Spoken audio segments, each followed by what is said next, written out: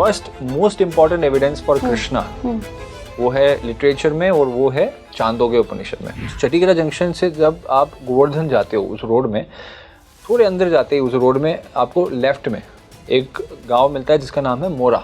मोरा में एक प्राचीन कुआं था जिसमें एक शिलालेख इंस्क्रिप्शन मिला है, और इस इंस्क्रिप्शन में लिखा है वृष्णि कुल के 5 महान वीर या हीरोज। तो मैं सोच में पड़ गया कि इंस्क्रिप्शन तो मिला है, ये कितना पुराना है, तो डेटिंग पे पता चला कि 2200 साल पुराना है। तो जो चीज़ वृंदावन के इंस्क्रिप्शन में है वो एज ए स्टैच्यू मूर्ति के रूप में आंध्र प्रदेश में मिला है, और वो लिखित एविडेंस, लिखा हुआ एविडेंस वायु पुराण में है।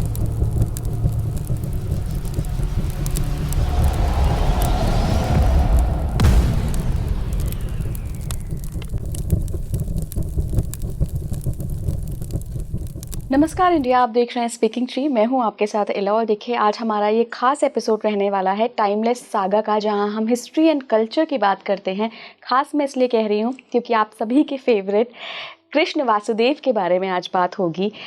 बात ये नहीं होगी कि उनकी लीलाएं कैसी होती थी, बात ये नहीं होगी कि उन्होंने अवतार के रूप में क्या किया, बात ये होगी कि उनका हिस्ट्री से क्या कनेक्शन है, क्यों वो एक हिस्ट्री है, माइथोलॉजी नहीं है। कृष्ण कहाँ से आए, उनका अस्तित्व कहाँ से है, कहाँ तक फैला हुआ है, यदुवंश उनसे कैसे जुड़े हैं, यादव उनसे कैसे जुड़े हैं, साथ ही दिल्ली का क्या कनेक्शन है ये भी आपको पता चलेगा।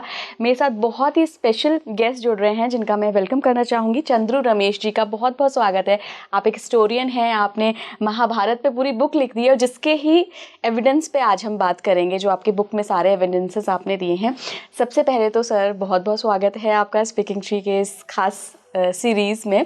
कृष्ण पे बात करेंगे आज। कृष्ण को लोग जनरली बोल देते हैं कि जो देवकी नंदन कृष्ण हैं वो अलग हैं, जो महाभारत के कृष्ण हैं वो अलग है, जिन्होंने गीता का ज्ञान दिया वो कृष्ण अलग हैं। तो इतने सारे कृष्ण के बारे में हम क्यों बात करते हैं? कृष्ण कौन है? राइट, तो कृष्ण जो है, जनरली जब कृष्ण शब्द यूज़ किया जाता है, इट इज़ क्लियर दैट वो हमारे जिन्होंने गीता बोली थी, भगवान कृष्ण जो मथुरा में अवतरित हुए और कुरुक्षेत्र में जो युद्ध में अर्जुन के सारथी थे, जो द्वारका में अपने नगरी बनाई। जनरली कृष्ण जब हम बोलते हैं तो उन्हीं को हम पॉइंट कर रहे हैं, राइट। बट कुछ और लोग भी थे जिनका नाम कृष्ण था। अच्छा। वेदों में इनका वर्णन है। अच्छा अच्छा। तो अंग्रेजों ने क्या किया, उन्होंने ये बोला कि कृष्ण जो है, जो महाभारत में है या पुराणों में है, जिनकी पूजा वृंदावन में या पूरे वर्ल्ड में हो रही है इनफैक्ट, तो ये कृष्ण जो है ये हिस्टोरिकल नहीं है, ऐतिहासिक नहीं है, बिकॉज इनका वर्णन जो है वेदों में नहीं है। अच्छा। अगर वेदों में है तो शायद हम इसको हायर प्रायोरिटी देंगे। देखिए माइंडसेट क्या है, माइंडसेट जनरली ये है कि अगर कोई व्यक्ति हिस्टोरिकल है, बहुत प्राचीन काल से कोई व्यक्ति आ रहा है, अगर वो हिस्टोरिकल है, तो कहीं ना कहीं वैदिक लिटरेचर्स में, मतलब सिर्फ वेदों की बात नहीं कर रहा हूँ, वेदों के सराउंडिंग सपोर्टिंग लिटरेचर जो भी हैं उनमें इनका वर्णन होना चाहिए, नहीं तो हम उसको नहीं मानेंगे। तो कई बार एक व्यक्ति का रेफरेंस हम देख सकते हैं हमारे वेदों में। चांदोग्य उपनिषद में एक व्यक्ति का वर्णन है जिसका नाम है देवकी पुत्र कृष्ण। तो ये देवकी पुत्र कृष्ण वेदों में वर्णन है इनका नाम। तो अंग्रेजी स्कॉलर्स ने अपने पीरियड में बताया कि ये देवकी पुत्र कृष्ण महाभारत के और भागवत के जो कृष्ण हैं, राइट, ये सेम नहीं है, ये अलग अलग हैं। जिन्होंने जो महाभारत युद्ध में थे कृष्ण, और वेदों का जो देवकी पुत्र कृष्ण है ये अलग है।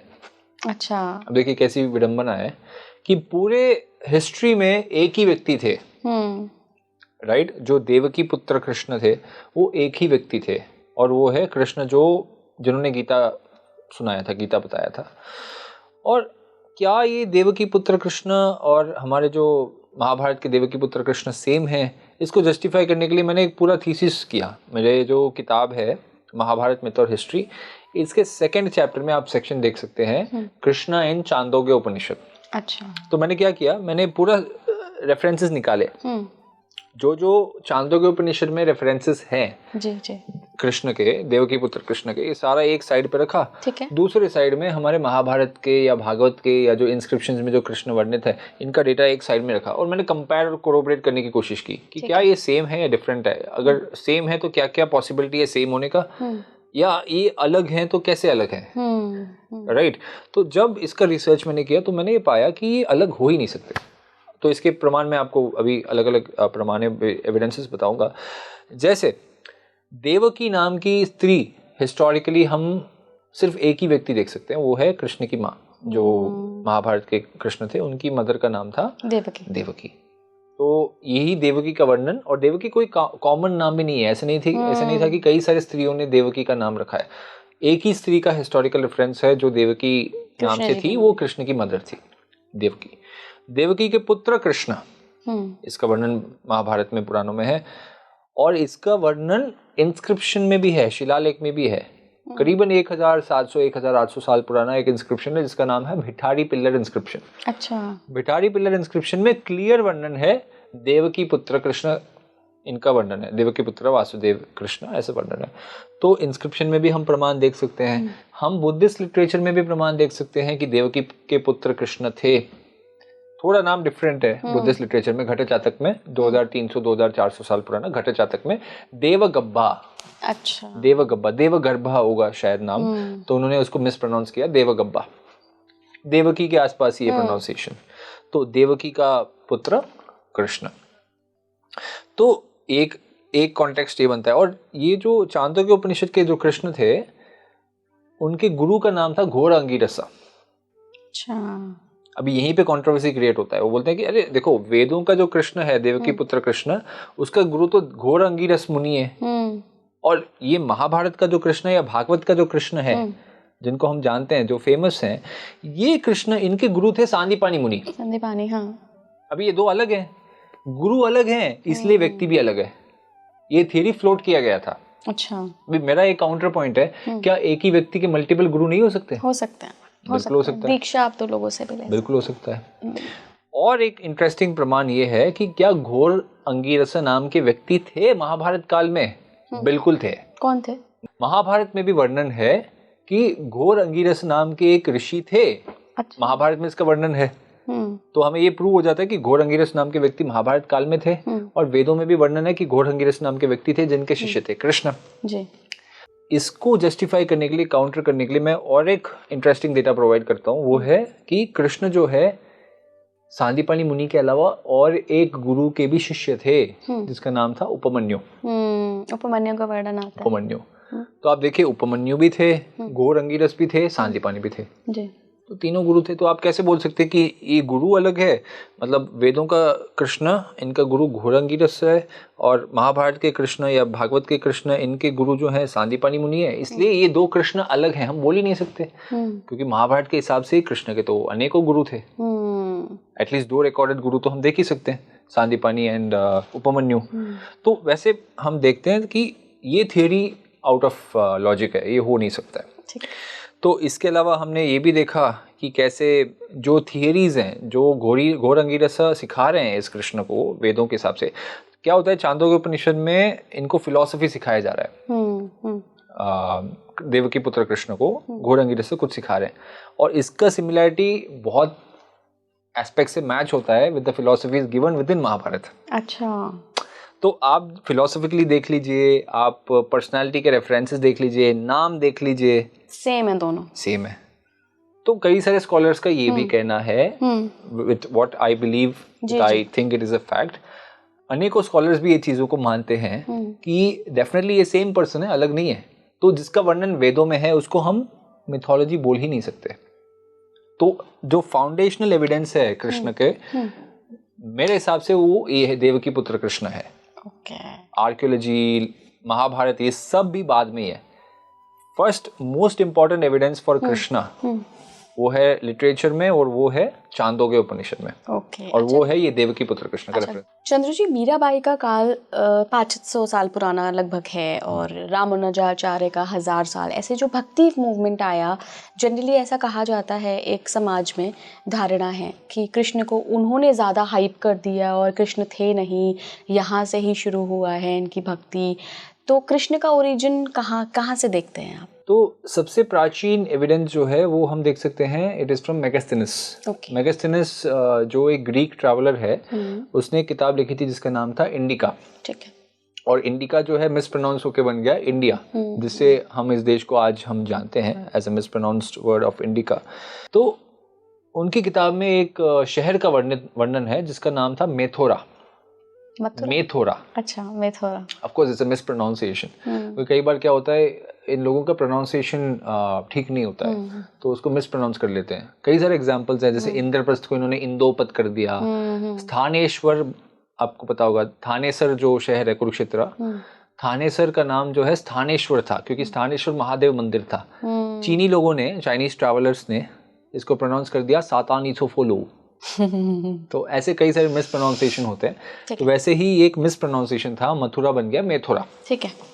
और इन्होंने बोला कि मेथोरा शहर में एक नदी बह रही है जिसका नाम है जोबारेस। जोबारेस, जैसे गंगा को बना दिया गैंजिस, देखिए सुंदर नाम है गंगा, उसको इन्होंने कर दिया गैंजिस।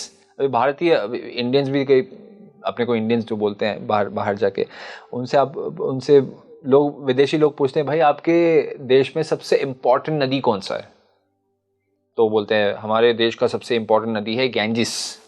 भाई गैंजिस क्या होता है? गंगा है, रियल नाम तो गंगा है। तो एक व्यक्ति ने उसको मिस प्रोनाउंस किया तो हमने उस नाम को ले लिया एज अवर आइडेंटिटी, तो इसमें दिक्कत है। गंगा बन गया गैंजिस, वैसे ही जमुना बन गया जोबारेस। मथुरा बन गया मेथोरा, जमुना बन गया जोबारेस। तो जोबारेस शहर में एक ग्रुप ऑफ पीपल थे जिनका नाम था सौर सेनॉय। अभी सौर सेनॉय कौन है? कृष्ण के दादा का नाम था शूरसेन। ठीक है, शौर सेना का मतलब यह है शूरसेन वंश के, यानी डिसेंडेंट्स ऑफ शूरसेन डायनेस्टी या शूरसेन वंश। अभी यादवों में कई सारे ब्रांचेस थे। शौर सेना शब्द यूज इसलिए कर रहे हैं दिखाने के लिए कि यहाँ पे कृष्ण के वंशज रहते थे, जो अपने को कृष्ण से आइडेंटिफाई कर रहे हैं। ठीक, कि कृष्ण के दादा है ना। तो शौर सेना, राइट, वो मिस प्रोनाउंस होके बन जाता है सौर सेनॉय। तो मेगास्थनीज 3 चीजें बता रहे हैं यहाँ पे। ये बता रहे हैं कि एक मेथोरा नाम का शहर था, जोबारेस, जमुना बह रही है और वहां पे एक व्यक्ति की पूजा हो रही है जिसके बारे में अगले बताऊंगा, और पूजा करने वाले लोगों का नाम है सौर सेनॉय। इनके दादाजी के वंशज सौर सेनॉय, मतलब यादव यहाँ पे रह रहे थे। तो यादवों का भी पूरा साइकिल है, मतलब कैसे एक जगह से गए फिर वापस आए, घूमे, वो पूरा हम डिस्कस करेंगे इसके बारे में। तो सौर सेनॉय वंशज के लोग एक व्यक्ति की पूजा करते थे जिसका नाम था हेराक्लिस। हेराक्लिस, अच्छा, हेराक्लिस। वो अंग्रेजी में मिस प्रोनाउंस होके बन जाता है हरकुलिस। अभी ये हेराक्लिस जो है, इसके कई सारे एट्रीब्यूट्स हैं, इसने कई सारे पर्सनालिटीज से अपना इसके सिमिलैरिटीज हम देख सकते हैं। मोस्ट पॉसिबली इसने कई सारे भारतीय कैरेक्टर से अपना आइडेंटिटी लिया है, और वो एक ग्रीक गॉड था जिसका नाम था हेराक्लिस। अभी ये ग्रीक गॉड हेराक्लिस और भारतीय हरि का बहुत सारे सिमिलैरिटीज हैं। हरि कृष्ण जी, हाँ, तो हरि कुल ईश, हरि जो कुल के ईश हैं। किस कुल के ईश हैं? शूरसेन कुल के ईश हैं। कहाँ पे इनकी पूजा हो रही है? मेथोरा में। जहाँ पे कौन सी नदी बह रही है? जोबारेस, यानी यमुना नदी के किनारे मथुरा शहर में शूरसेन यादव वंश के लोग एक व्यक्ति की पूजा कर रहे हैं जिसका नाम है हेराक्लिस, मतलब हरिकुलीश। हरिकुलईश शूरसेना, हेराक्लिस सौर सेनॉय। तो इससे हम देख सकते हैं कि कृष्ण की जो वर्शिप है, जो पूजा पद्धति है, वो बहुत ही प्राचीन है, बहुत ही ज़्यादा प्राचीन है। उसको हम लिमिट नहीं कर सकते। भक्ति मूवमेंट जो शुरू हुआ था 500 साल पहले, 1000 साल पहले, इसी टाइम पे ये शुरू हुआ है, ऐसा बिल्कुल भी फैक्ट नहीं है। ये बहुत ही प्राचीन संस्कृति है जो चला आ रहा है हजारों साल से। और इसके सबसे प्राचीन हिस्टोरिकल रेफरेंस है मेगास्थनीज का ये इंडिका, जहाँ पे हम देख सकते हैं कि he was worshipped in Mathura. Chandru ji, आप कुछ एविडेंसेस बता सकते हैं कि कोई साइट में कहीं कुछ एक्सकवेशन में निकली हो मूर्तियाँ, जो कृष्ण जी की मूर्ति हो या बलराम की हो या सुभद्रा, जो भी कृष्ण जी से जुड़े हुए लोग थे? राइट, तो कृष्ण, बलराम और सुभद्रा, ये तीनों जो है यदुवंश से बिलोंग करते हैं, यादव कुल के थे। तो इनका एविडेंस जनरली आसपास मिलता है, मतलब साथ साथ मिलता है।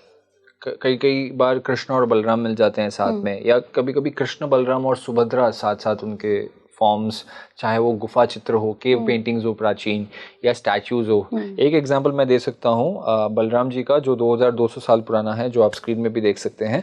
वो है जनसूती बलराम।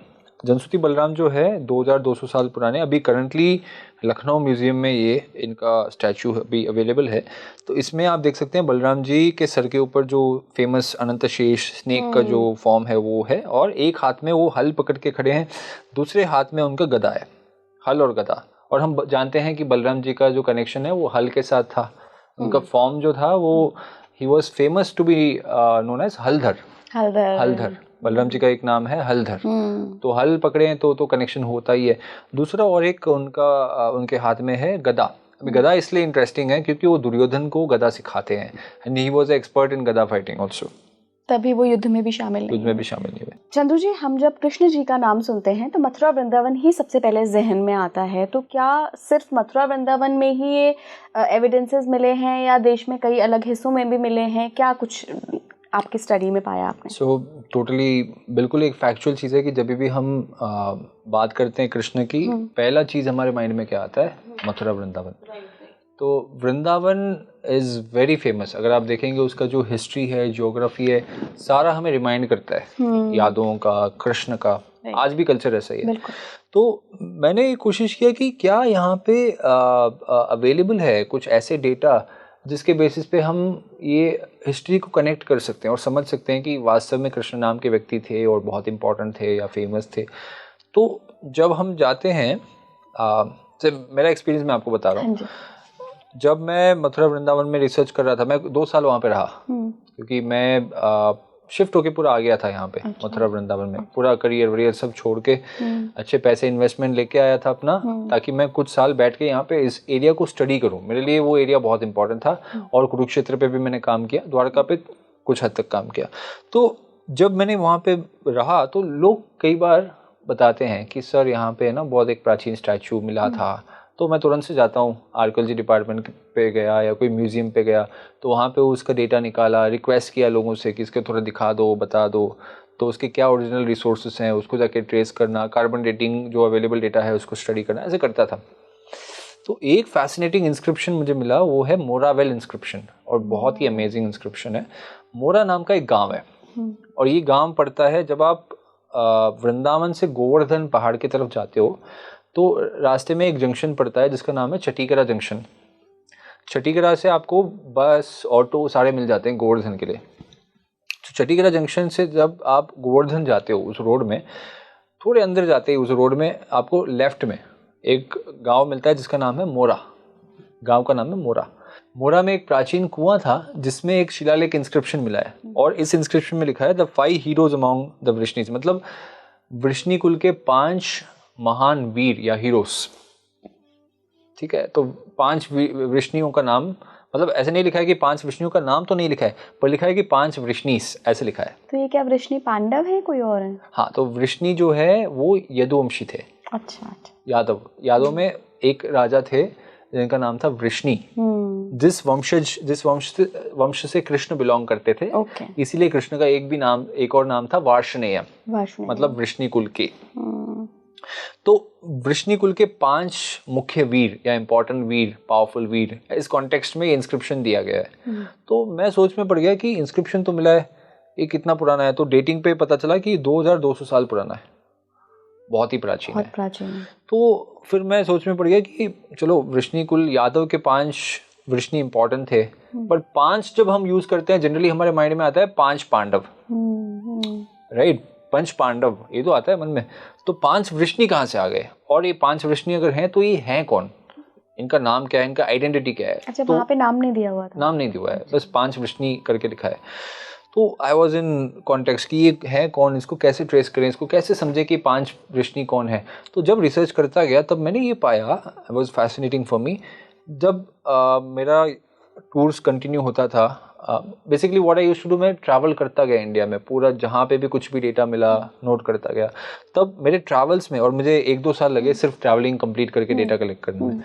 तो जब मैं आंध्र प्रदेश आया, वहाँ पे लोगों ने बताया कि गुंटूर डिस्ट्रिक्ट में एक पैनल है, बहुत प्राचीन पैनल है, जिसका नाम है कोंडामट्टू पैनल। वो एक दीवार का एक पैनल था, बहुत प्राचीन एक पैनल, मतलब एक पुरातत्व का एक रिमेनिंग साइट है, जिसमें एक दीवार में एक स्टैचू कार्व्ड है, मूर्ति कार्व्ड है, जिसमें 5 वृष्णीज कार्व्ड है। और लिखा भी है। ठीक है, मतलब ये स्कॉलर्स ने इसको डिकोड किया है कि ये 5 वृष्णि है और बीच में नरसिम्हा भी है, नरसिम्हा बीच में है, 5 वृष्णि यहाँ पे है। तो आइकोनोग्राफी रिसर्च के बेसिस पे कई स्कॉलर्स ने डिकोड कर दिया है कि ये एक्चुअल में वृष्णि कुल के 5 हीरोज हैं, क्लियर है। तो उसमें कुछ लोग क्लियर हैं, जैसे 5 लोग हैं, इसमें 1-2 व्यक्ति को हम क्लियरली आइडेंटिफाई कर सकते हैं कि ये कौन है, जिस पे मैं आऊँगा अभी। तो मैं सोच रहा था कि 5 वृष्णि यहाँ पे स्टैचू तो मिल गए हैं, 5 वृष्णि के इंस्क्रिप्शन शिलालेख वृंदावन में मिले हैं, तो ये 5 वृष्णि हैं कौन, इनके नाम क्या है, और ये स्पेसिफिक 5 लोग जो कार्व्ड हैं, जिनका कार्विंग हुआ है, इनका नाम क्या है, ये व्यक्ति कौन है, ये कौन है, तो आइडेंटिफाई करना मेरे लिए ज़रूरी था। तब मैंने वायु पुराण एक बार मेरे हाथ में लगा। जब मैं वायु पुराण में पुराणों का सारा डिकोड करता गया, डेटा कलेक्ट करता गया, use my knowledge of technology to decode and try to connect, तब मेरे हाथ में एक रेफरेंस मिला वायु पुराण से, जिसमें ये लिखा गया है वृष्णि कुल के 5 महान वीर कौन थे। वो थे वासुदेव कृष्ण, संकर्षण, प्रद्युम्न, सांबा, अनिरुद्ध। तो जो चीज वृंदावन के इंस्क्रिप्शन में है वो एज ए स्टैचू मूर्ति के रूप में आंध्र प्रदेश में मिला है, और वो लिखित एविडेंस, लिखा हुआ एविडेंस वायु पुराण में है, और ये ट्रायंगुलर प्रूफ है। ये खत्म नहीं हुआ है, और भी है। अगर आप तमिल संगम लिटरेचर देखेंगे जो 2300 साल 2400 साल पुराने तमिल संगम लिटरेचर हैं, वहाँ पे भी एक कॉन्सेप्ट है आइम पेरुम वेलिर। अब ये आइम पेरुम वेलिर क्या होता है? आइम मीन्स 5, पेरुम मीन्स महान, वेलिर। तो वेलिर कौन है? वेलिर जो है यादवों का एक नाम था तमिल लैंग्वेज में। अच्छा। आइम पेरुम वेलिर, ठीक है, वेलिर यादवों का एक नाम था तमिल लैंग्वेज में। इसके प्रूफ भी हैं, तो इस पे डिटेल पे मैं नहीं जा रहा हूँ। इसके सारे प्रमाण मैंने दिया है अपनी किताब में कि वेलिर यादव ही थे। सो 5 महान यादव थे, ऐसा प्रूफ तमिल संगम लिटरेचर में भी है। तो आप देखिए, एक इंस्क्रिप्शन जो वृंदावन में मिला है उसका लिटरेचर वायु पुराण से कनेक्शन है, उसका प्रूफ स्टैचूज के रूप में, मूर्तियों के रूप में मिला है, और तमिल लैंग्वेज का एक प्राचीन रेफरेंस है जिसमें लिखा गया है आइम पेरुम वेलिर, 5 महान यादव। तो 4 डायरेक्शन से एक ही चीज प्रूव हो रहा है कि यादव कुल में 5 महान वीर थे। कौन थे? कृष्ण भी है, कृष्ण भी है, बलराम, वासुदेव कृष्ण, प्रद्युम्न, सांबा, अनिरुद्ध। चंद्रू जी, एक बात ये भी आती है कि हमारा जो रिलीजन है या महाभारत काल जो है वो बहुत रीसेंट हुआ है, और 2000 साल पहले के प्रमाण तो हैं ही नहीं कहीं भी। जगन्नाथ का इसमें क्या रोल रहा है? जगन्नाथपुरी से क्या एविडेंसेस मिले हैं जो इस चीज़ को डिनाई करते हैं कि नहीं, कृष्ण का वजूद बहुत पहले से है, महाभारत काल हिस्ट्री है? अगर आप देखेंगे कॉन्टेक्स्ट में कि हमारे हिस्ट्री को शॉर्टन करने की बहुत कोशिश की गई है during the British colonial period. तो कृष्ण का हिस्ट्री जो है it goes back beyond the period of 2024 years back. अच्छा, मतलब आज से 2024 साल पीछे जाओगे तो 0 आता है। 0 से पीछे भी हमारा हिस्ट्री है, ऐसा नहीं कि हमारा हिस्ट्री उसके बाद है, राइट। तो जब आप इस पीरियड के पीछे जाते हो तो तब आपको मिलता है ऐसे एविडेंसेस जो बहुत ही चौंकाने वाले एविडेंसेस है।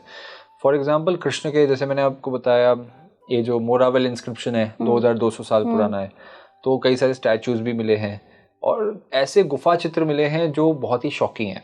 तो एक फैसिनेटिंग एविडेंस है जो है मिला है मध्य प्रदेश से, और इसमें आप देख सकते हैं 3 व्यक्ति, आप स्क्रीन पे भी देख सकते हैं, 3 व्यक्तियों का पेंटिंग हुआ है, केव पेंटिंग हुआ है, गुफा चित्र, जिसको हम एकेडमिकली बोलते हैं पेट्रोग्लिफ्स। पेट्रोग्लिफ्स, कभी पेट्रोग्लिफ्स बोला जाता है या पेट्रोग्राफ्स बोला जाता है, based on the type of the painting. तो एक पेट्रोग्लिफ अवेलेबल है जिसमें आप देख सकते हैं एक व्यक्ति खड़े हैं हाथ में हल पकड़ के, और दूसरे व्यक्ति हैं हाथ में चक्र पकड़ के खड़े हैं, तीसरी एक स्त्री है जो अम्ब्रेला पकड़ के, छाता पकड़ के खड़ी है। अच्छा। तो कहीं ना कहीं दुनिया का सबसे प्राचीन रिकॉर्डेड एविडेंस है for a concept of the 2 brothers and sister, 2 भाई और बहन, राइट। इनका वर्शिप कितना प्राचीन है, इसका एक सॉलिड एविडेंस है। और ये पेट्रोग्लिफ्स, केव पेंटिंग जो है 2300 से 2400 साल पुराना है। अच्छा। तो इसमें हम देख सकते हैं कि वर्शिप कितना प्राचीन था। जगन्नाथ, बलदेव एंड उनकी बहन सुभद्रा, राइट। तो यही प्रोटोटाइप, यही कल्चर जो है कंटिन्यू हो रहा है पूरे भारत में। कई सारे जगह पे आप देख सकते हैं जगन्नाथ बलदेव सुभद्रा, मतलब कृष्ण बलराम और उनकी बहन। कुछ स्कॉलर्स बोलते हैं कि ये सुभद्रा नहीं है, और कोई यादव की और एक स्त्री थी जिसका नाम था एकानामसा, बट वो डिबेटेबल है। बट इट्स मोस्ट लाइकली कि ये जो स्त्री है ये सुभद्रा ही है। तो जगन्नाथ बलदेव सुभद्रा, ये कॉन्सेप्ट जो है बहुत ही प्राचीन है, right. 2 brothers and sister, right. तो इनको स्कॉलरली टर्म्स में हम बोलते हैं वृष्णि ट्रायड। अच्छा। वृष्णि मतलब वृष्णि कुल के थे ये तीनों, वृष्णि ट्रायड्स। अभी ये वृष्णि कुल के जो 3 थे, इनका स्टैचू भी मिला है। कहाँ पे? जैसे मैं और एक एग्जांपल दे सकता हूँ, ये है फ्रॉम ओरिजिनली ये मिला है देवगढ़ से, देवगढ़ यूपी में देवगढ़ से मिला है। ये करीबन 2100 साल पुराना स्टैचूज है, जिसमें कृष्ण, बलराम और उनकी सिस्टर तीनों प्रेजेंटर हैं, और तीनों का स्टैचू बिल्कुल आसपास मिला है। तो सेम चीज़ जो हम कल्चर में देख रहे हैं जगन्नाथ बलदेव सुभद्रा, वही चीज़ गुफा चित्र में मिला है, वही चीज़ स्टैचू में भी है, वही लिखित एविडेंस भी हम देख सकते हैं कि ये तीनों साथ साथ आते थे, या इनका कल्चर एक दूसरे से कनेक्टेड है, इनके वर्शिप एक दूसरे से कनेक्टेड है, राइट। जगन्नाथ मंदिर आप गए होंगे, कई सारे लोग गए होंगे, तो आपने देखा होगा कि तीनों स्टैचू, तीनों जो मूर्तियां हैं, वो एक के पास एक रखे गए हैं। हाँ, जैसा हमने तस्वीर में भी आपने दिखाया जो गुफा में मिला है, वो ऐसे ही तो वहाँ पे भी जगन्नाथपुरी में भी ऐसे ही है, राइट। पर क्या पाकिस्तान में भी कहीं कुछ एविडेंस मिले हैं? देखिए, पाकिस्तान एक देश जो है, इट इज रिसेंटली क्रिएटेड 1947 में, बट ओरिजिनली वो भारत ही था। तो उस कॉन्टेक्स्ट में जब हम देखेंगे, जब वो भारत था, तो एंशियंट हिस्ट्री के हिसाब से वहाँ पे वैदिक संस्कृति थी, फिर महाभारत काल था, उसके बाद बुद्धिस्ट पीरियड था, ठीक है। तो हम एक 2000 साल पुराना एक गुफा चित्र देख सकते हैं in a place called Chilas. Okay. Chilas कहाँ पे है? वो करंटली है POK, पाकिस्तान ऑक्यूपाइड कश्मीर में है। तो ये कृष्ण बलराम के जो चित्र हैं, रॉक आर्ट हैं, आप स्क्रीन पे भी देख सकते हैं। कृष्ण जो है हाथ में चक्र पकड़ के खड़े हैं, बलराम जी जो है हाथ में एक फ्लैग पकड़े हैं, जिसमें हल का पेंटिंग हम देख सकते हैं। तो वैसे हलधर बलराम और चक्रधारी कृष्ण, राइट। और कुछ लोग बोल सकते हैं कि नहीं, ये कृष्ण बलराम नहीं है। इसके लिए इस इंस्क्रिप्शन के नीचे ही लिखा है राम कृष्ण स धर्मपुत्र स। तो राम मतलब बलराम और कृष्ण दोनों का नाम क्लियरली वर्णित है वहाँ पे इंस्क्रिप्शन में। उसके नीचे ही लिखा गया, मतलब पेंट किया गया है। तो वैसे हिस्ट्री कनेक्ट हो जाता है। तो POK जो है वो तो क्लियरली भारत ही था, तो वहाँ पे कृष्ण बलराम इम्पॉर्टेंट थे। और जैसे अफगानिस्तान में सिक्के मिले हैं कृष्ण बलराम के, वैसे ही यहाँ पे POK में कृष्ण बलराम के हम ये देख सकते हैं, रॉक आर्ट देख सकते हैं। अच्छा, अगर हम उस पे जाएं, पूरे ज्योग्राफी वाइज जाएं, तो मथुरा वृंदावन से शुरू होके कृष्ण द्वारका से कनेक्शन है उनका, POK में भी कनेक्शन है कृष्ण का। अगर वहाँ पर मिल रहा है तो वर्शिप तो होती होगी वहाँ पर। बिल्कुल। तो वहाँ तक भी देखिए, not only POK, all the way till Armenia. अच्छा, आर्मीनिया में कृष्ण के मंदिर हुए करते थे, इसके रिकॉर्डेड एविडेंस है जो मैंने अपनी किताब में डॉक्यूमेंट किया है। Okay. Chapter 13 of my book में मैंने दिखाया है कि महाभारत और कृष्ण के इम्पैक्ट या वर्शिप भारत के बाहर कहाँ कहाँ पे होते थे। आर्मीनिया जो है इराक के ऊपर है, राइट। आप सोच के देखिए कितना दूर। वहां पे टेम्पल ऑफ गिशन हुआ करता था, गिशन, कृष्ण एंड गिशन। हाँ, गिशन। तो गिशन मिसप्रोनाउंस था कृष्ण का, और वो क्लियरली एक कृष्ण का वर्शिप था। इसको मैंने प्रूव किया है, जस्टिफाई किया है मेरे किताब में। तो Krishna was a very important person, very important character. उनके इंस्क्रिप्शन मिले हैं all the way till Indonesia, Cambodia, right. Mahabharata किताब वहाँ पे पढ़ा जाता था।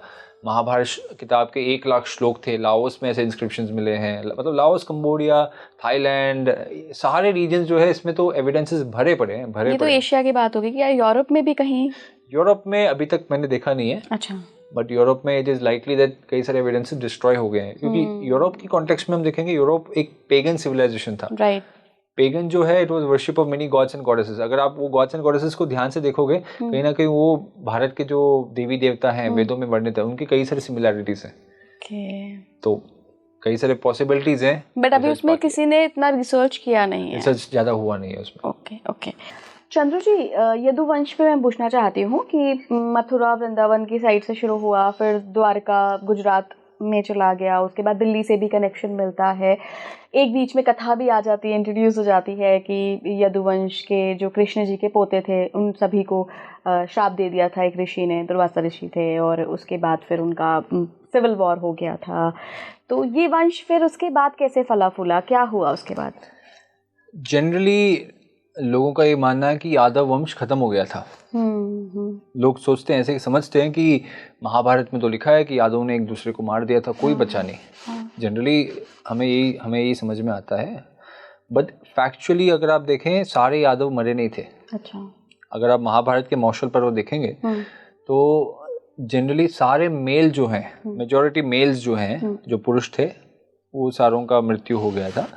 बट जो स्त्रियां थी और जो बच्चे थे और जो बुजुर्ग थे, ये सारे लोग जो थे वो द्वारका में ही थे जब ये सिविल वॉर हो रहा था। मतलब यादवों के एक ग्रुप और दूसरे ग्रुप्स में, 2-3 ग्रुप्स के बीच में जो सिविल वॉर हुआ था, इसमें सारे एक दूसरे को मार के मर गए थे।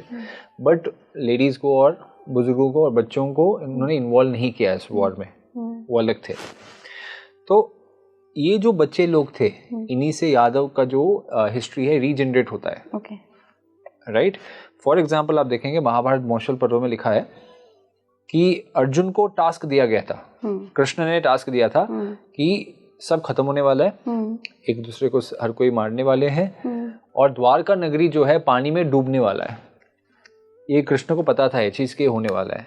May be they had some technology advanced possibility, जैसे कई सारे एनिमल्स के मूवमेंट्स के बेसिस पे हम जज कर सकते हैं कि कोई बड़ा हादसा, चाहे वो अर्थक्वेक हो, सुनामी हो, कोई टेक्टोनिक मूवमेंट, तो ऐसे कोई चीज़ें उन्होंने देखा है जिसके मैंने रेफरेंसेस मेरे किताब में दिए हैं।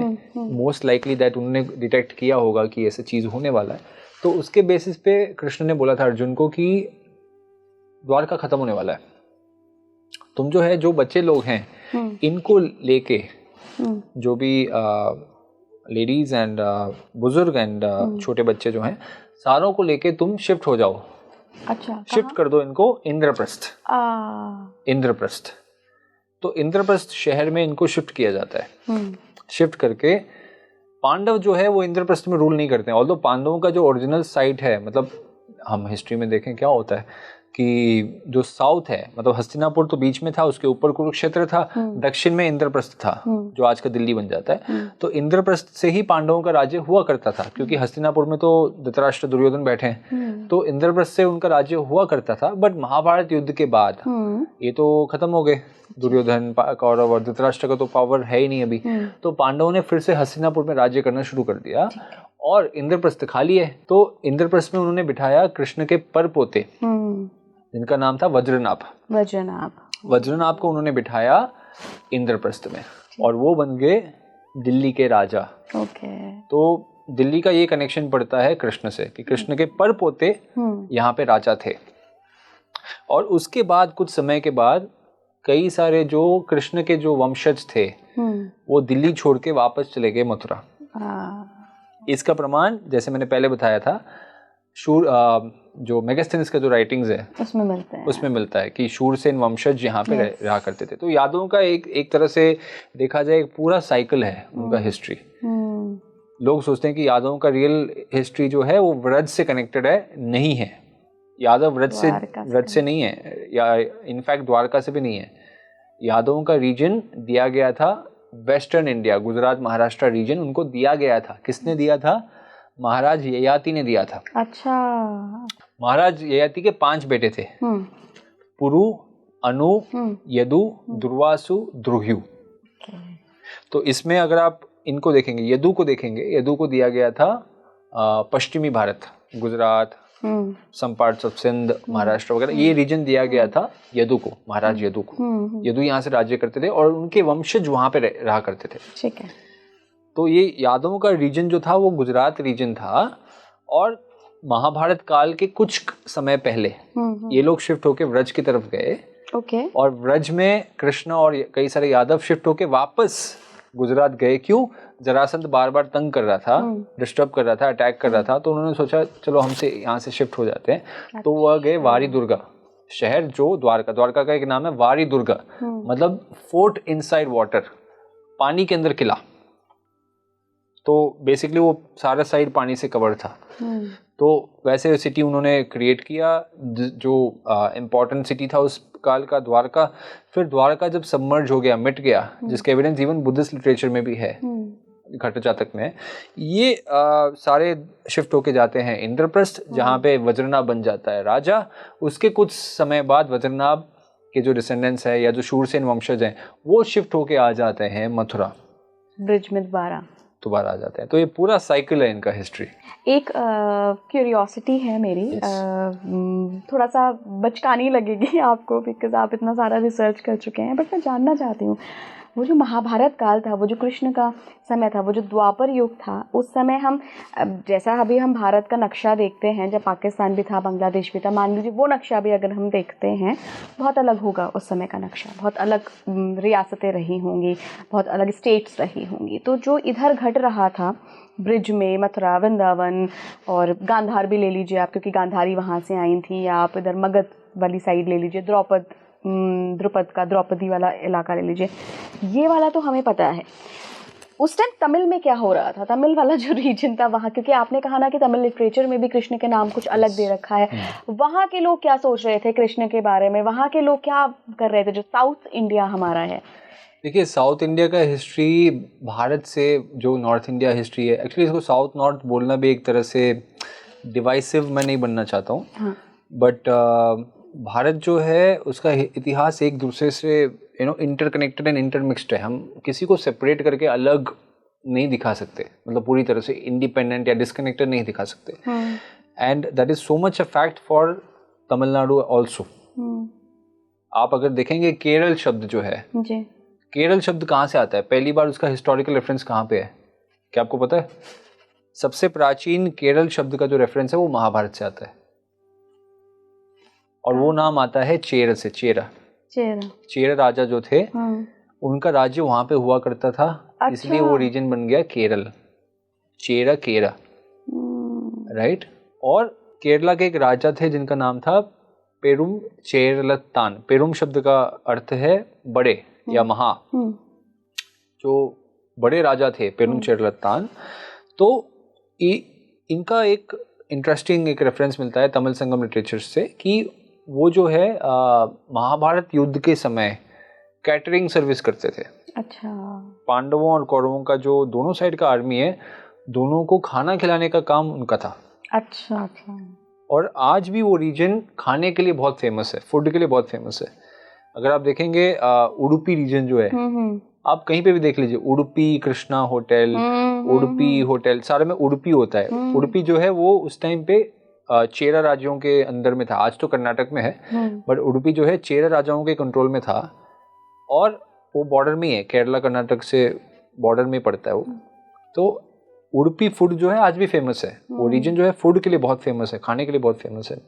इवन उडुपी कृष्ण मंदिर में आप जाएंगे, आज भी हजारों लाखों लोगों को फ्री प्रसाद रोज फीड होता है। तो वहां से कनेक्शन बन गया है। हाँ, तो वहां पे फूड का इम्पोर्टेंट कनेक्शन है, इसलिए महाभारत युद्ध में उनको फीडिंग सर्विस का काम दिया गया है, एक साउथ इंडियन राजा को। एक चीज, दूसरा चीज है पांड्या एंड चोल। चोला और पांड्या, इनका हिस्ट्री भी महाभारत से डिस्कनेक्टेड है ही नहीं। अच्छा। फॉर एग्जाम्पल आप देखिए, कई सारे राजाओं को, जो पांड्या चोला वगैरह राजा थे, कई सारे राजाओं को जब उनकी गुणगान किया जाता है, उनके बारे में बताया जाता है, उनको बोलता है ये तो कृष्ण जैसे है और इनका भाई बलराम जैसा है। कृष्ण जैसे देखने में, कृष्ण कितने बलवान थे, जो वो चक्रधारी कृष्ण जो इतने डार्क काले रंग के या शाम रंग के जो कृष्ण हैं, वैसे ही ये राजा हैं, और इनके भाई जो हैं बलराम जैसे दिख रहे हैं, जो सुंदर श्वेत वर्ण के, मतलब जो बहुत फेयर हैं, क्योंकि कृष्ण डार्क थे, बलराम फेयर थे, तो डार्क एंड फेयर। तो ये कॉन्टेक्स्ट में कई सारे राजाओं को ऐसे रेफरेंस दिया गया है। एक चीज तो पांड्या चोला, इनका हिस्ट्री भी महाभारत से जुड़ा हुआ है, वो अपने को कनेक्ट करते हैं। एक चीज तो क्या महाभारत टेक्स्ट में भी इसका वर्णन है? बिल्कुल है। महाभारत टेक्स्ट में आप देख सकते हैं, कृष्ण जो है पांड्या राजा की गुणगान कर रहे हैं। कृष्ण बोल रहे हैं कि पांड्या राजा इतना अमेजिंग फाइटर है, क्योंकि पांड्या राजा जो है, अकॉर्डिंग टू महाभारत, पांड्या राजा पांडवों के साइड में लड़ रहा था। ये महाभारत में लिखा है, तो तमिलनाडु का हिस्ट्री महाभारत से डिस्कनेक्टेड बिल्कुल भी नहीं है। एक चीज, चाहे कितना भी हम कोशिश करें अपने को डिस्कनेक्ट अलग दिखाना from the rest of India, नहीं है, पूरा पैन इंडिया कनेक्टेड है एक दूसरे से। तो जो पांड्य राजा है इतने अमेजिंग फाइटर थे, इतने अमेजिंग योद्धा थे, कृष्ण बोल रहे हैं कि अरे इसको देखने से ऐसा लग रहा है कि यमराज आ गए, सारों को उड़ा के लेके जा रहे हैं, इतने अमेजिंग फाइटर थे। तो हिस्टोरिकली अगर हम देखेंगे तो ये पांड्य, चेर, चोल सारों का हिस्ट्री जो है महाभारत से जुड़ा हुआ है, डिस्कनेक्टेड बिल्कुल भी नहीं है। Definitely they were special, they had unique attributes, बहुत पावरफुल राजा थे और कई सारे एंगल्स में हम देखा जाए इनका हिस्ट्री डिस्कनेक्टेड नहीं था, राइट, बिकॉज जो भी हम वॉर्स या डिफिकल्टीज फेस करते थे वो नॉर्थ में, सेंट्रल में बहुत होता था। इन लोगों का ट्रेडिशन ज़्यादा प्रिजर्व्ड है, इसीलिए हम देख पाते हैं कि जो चोल राजा थे या पांड्य राजा थे, they were able to go to several countries, Malaysia और पार्ट्स ऑफ थाईलैंड, सिंगापुर, कई सारे देशों में इनका राज्य हुआ करता था। बिकॉज क्या है कि एक तरह से जोग्राफिकली बहुत ही प्रोटेक्टेड एरिया था end of course they were great Kings. तो हिस्टोरिकली हम कभी भी डिस्कनेक्ट नहीं कर सकते हैं दक्षिण भारत को with the rest of India, हो ही नहीं सकता है। Thank you so much. काफ़ी सारी चीज़ें आज पता चली और मुझे लगता है कृष्ण के डिवोटी जो हैं उनको एक बहुत मजबूत दावा इस पॉडकास्ट के बाद मिला होगा कि कृष्ण कोई मिथ नहीं थे, बनाए हुए कोई एक कैरेक्टर नहीं हैं, और महाभारत, गीता, कृष्ण सब हमारी हिस्ट्री हैं, हमारे ईश्वर हैं, अवतार हैं। तो बहुत बहुत थैंक यू अगेन आपका जुड़ने के लिए। आप जुड़े रहिए स्पीकिंग ट्री के साथ। नमस्कार।